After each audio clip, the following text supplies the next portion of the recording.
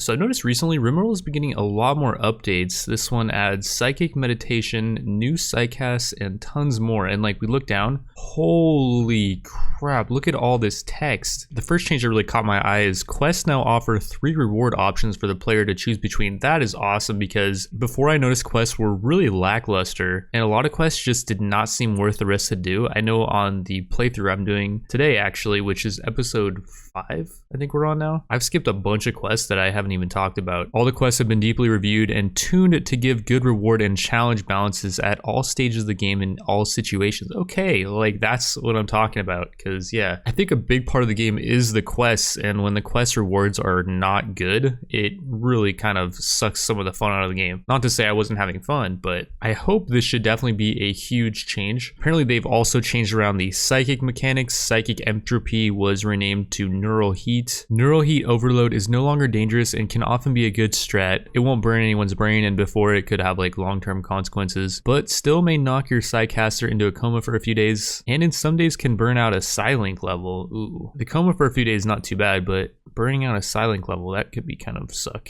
It's a good strategy in difficult situations, yeah, so like if you find yourself in a bad situation, and this happens, especially I've noticed with rating random, they want to give you the choice, like do I push my psychcaster in order to overcome this situation, or do I try to play it safe? Like they want to see you push the boundaries of neural heat limits. This powers up psychcasters by making it much more viable to push out a lot of psychcasts at once. They got a couple new psychcasts. Bullet Shield creates a circular skipgate field which will absorb shots in or out of a targeted point. Great for retreats or advances. Flash Storm generates a small flash storm at the target point, which will drop lightning bolts from time to time. Water Skip drops some water at a target point, extinguishing nearby fires. That'd actually be really nice, because one of the most annoying things in this game is putting out fires. Sometimes they'll just spread like non-stop, and I don't even show myself firefighting usually. Maybe I should, but it's really not the most fun thing. Neural Heat Dump reduces caster neural heat to 0 instantly, but puts the allied target into a psychic shock coma for a day. That's a pretty situational thing. I guess you'd use it on like a really useless colonist, or say like they're having a mental breakdown and your psychcaster just needs to dump their heat. You just dump it on someone that's having like a mental breakdown. Could be a good strat. Psyfocus is now built up by meditation, and different colonists will meditate in different ways based on their traits. And like if someone has a royal title, they can meditate on meditation thrones, and they'll gain more focus for grand and dignified throne rooms. Natural is just like it says, they need to be in nature, and they lose their power if there are too many artificial structures too close by. Apparently now there's also a unique anima tree that spawns on a biome where it's feasible. I guess that means like no desert or snow biome. And yeah, apparently you can build nature shrines or acquire ancient anima stones and place them in nature to meditate on them, which won't give new Psylink levels like the tree. Apparently this tree will give new Psylink levels, okay. But yeah, it can be useful if you're on an ice sheet and there is no tree. So yeah, ice is not the best place for a natural psychcaster to be. People that have traits like psychopath, cannibal, or bloodlust will be morbid. They draw psyfocus from meditated on death, and even more powerful if the corpse is related to the meditator. So like a colonist dies, they apparently will draw more psyfocus from that. Interesting. Minimal is the focus type by ascetics. They try to meditate to blank walls. It seems like a really easy one to do. You just build a wall and they can meditate to it. Okay. Artistic, this type of meditation is usable by most people, and the psychcaster will meditate to art. Higher quality art builds psyfocus faster. Since it's art, it's really accessible, but it's not as powerful as other methods. There's also a new way to gain psychcasts, and it seems like it's just going to happen naturally, so I'm not really going to go too much over it. But apparently they're also going to be seen, I'm guessing, more, because in my other playthroughs I would not see them very often, as since I play on the hardest difficulty always, I would skip over a lot of the quests because they would just throw too much of a wrench in the gears, you could say, and they just didn't seem worth to me. This one's actually really cool. Threats configuration totally redesigned. There are fewer individual threats with more variation in their pacing and scale. For example, instead of having 4 mech clusters in a row, you could have 2 double clusters or 1 triple size cluster. Lodgers now generally have a lodger condition like being unwilling to work or requiring mood to be kept up or a disease. And what a lodger I think is there's quests which you have to house people, and then like a mech cluster will come, and what I noticed is that the dude they sent us was really good, and the dude was pretty much not only able to soul the quest, but he would also like mine and stuff. I'm guessing this will change that and they'll be a little bit more suck, but like the more suck they are, the more reward you get. There's a lot of changes about drugs that I'm not going to go into too much, but basically they were buffed, and I believe now there's less of a chance to be addicted. This change is actually pretty cool. Cleanly slaughtering your tame animals now gives 50% bonus meat, so farming is going to be a lot more effective, and this one actually is going to be rough. When manhunters attack the colony in mass, they now come with a rabies-like scary disease. At each difficulty level, a percentage of the animals animals killed with the disease will become unbutcherable on death. Now, this manhunting event did save my last colony because it was winter and we ran out of food, but I did get 2 manhunting events that stocked me with food until the winter was done. Apparently the disease can also be cured quite easily if you down an animal with it, so you can then tame the manhunting animals and then you can turn them into meat if you want to do that. Mech cluster main buildings drop some special reward resources when destroyed. That's cool. Yeah, before they drop like